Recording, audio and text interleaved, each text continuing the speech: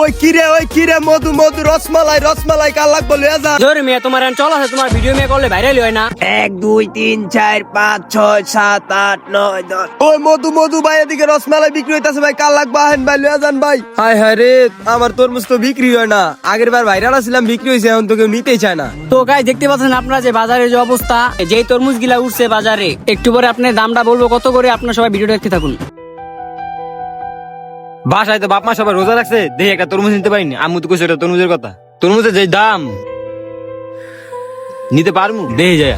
ওই কিরে মধু ওই ভাই কাল লাগবো লইয়া যান ভাই, আহেন একবার কম দামে দিতাছি আহেন। এটা কোনো কথা হইলো? এতক্ষণ ধরে ডাকতাছি, কোনো কাস্টমারই নাই। আরে উম্মা ধরিস পলাই তো ভাইটা দে উম্মা। আরে বরবা না তুই দে। এই রোদের মধ্যে চিল্লা কাস্টমার ডাকতাছি, কেউ আহে না। এটা কোনো কথা? আমার ভাইরাল যে ইয়াটা ছিল এটা কি সব গেল গা? আরে ভাই আহেন ভাই লইয়া যান। আরে এটা ওই সাংবাদিক না যে আমার ভাইরাল করছিল? তো গাইস দেখতে পাচ্ছেন এখানে তরমুজ বিক্রি হচ্ছে।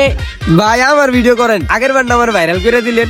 ওই ভাই আহেন মধু রসমালাই। তো গাইস আপনারা এই মালয়েশিয়া কেটাই দেখতেই পারতাছেন। আরে হ্যাঁ, তো আমার পাত্তাই দিতাছে না ভাই। ভাই ভিডিও করতাছি ভাই, আহেন এই যে মধু কইতাছি, মাত্র 200 টাকা কেজি ভাই, আহেন ভাই লইয়া যান। দেখতে পারতাছেন এখানে কত কম দামে তরমুজ বিক্রি করা হচ্ছে। ওই সাংবাদিক ভাই একটু হুইন্না যান। এইটা বেটা কি আরে হুইনা আহি আইছে সাংবাদিক ভাই আইছে।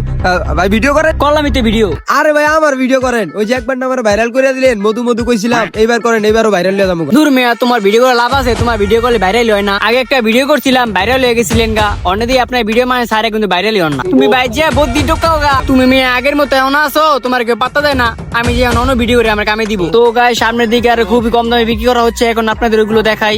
এটা কোনো কথা হইলো? স্বার্থ শেষ, আর এখন আমার চিনেই না। দেহি এবার ভাইরাল ছাড়াই তরমুজ বিক্রি করবো। ওই ভাই আহেন, লাগলে লইয়া যান, আহেন। এ তো তরমুজ, একটা তরমুজ তো ভালো লাগতেছে না। দেই একটু সামনে যাই, দেই কোনটা ভালো লাগে। আজকে মাল লাগে একটা তরমুজ নিয়ে আইছি। ওই পাইছি একটা কাস্টমার, হালার ফলা ওদিকে দেখতাছে, আমার কাছে আহে না, দাঁড়ানোর লইয়া আইতাছি। ওই মিয়া আপনি এনে কি করেন? আহেন আমার দোকানে মিয়া তরমুজ থাকতে তুমি এই যে ভাই দেখেন কোনটা লাগবো লোন। হাই মিয়া, তুমি মিয়া তরমুজ বিক্রি করো মিয়া, তুমি আমার কাছে কইবা না? আমি তরমুজ তুমি আমার কাছে টিয়া পাইবা। আরে টিয়া পয়সার বিষয় না, কোনটা লাগবো লোন। আচ্ছা দেখতাছি। ও ভাই দেখেন কোনটা লাগবো লয়ে লোন আমার দোকানতেই।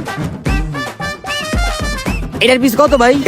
এটা তো ভাই করা মাল, এটা কেজি হিসাবে বেশি ভাই, পিস না তো। ধর মিয়া, এটা কোনো কথা কইলে?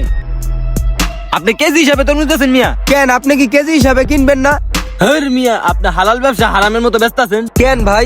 আপনি মিয়া মুসলমান হইয়া কেজি হিসাবে তরমুজ বিক্রি করেন? এগুলো আল্লাহ জীবনে সহ্য করবো না। সময় থাকতে এটি বাদ দেন, কেজি হিসাবে তরমুজ ফেরান বিক্রি করেন। মিয়া বাসা সবাই রোজা লাগছে, কইছিলাম একটা তরমুজ নিমু, আপনার লাগে তরমুজটা নিতে পারলাম না। আপনাকে মতো ব্যবসা বিচার আল্লাহ করবো ভাই। টাকা নাই আইছে তরমুজ কিনতে। এরকম কিছু ব্যবসায়ীদের জন্য আমাদের মতো কিছু গরিব ফ্যামিলির মানুষ কিছু কিনে খাইতে পারে না। তো গাইস যারা কেজি হিসাবে তরমুজ বিক্রি করেন তাদের উদ্দেশ্যে বলতেছি, কেউ দয়া করে প্লিজ কেজি হিসাবে তরমুজ বিক্রি করবেন না।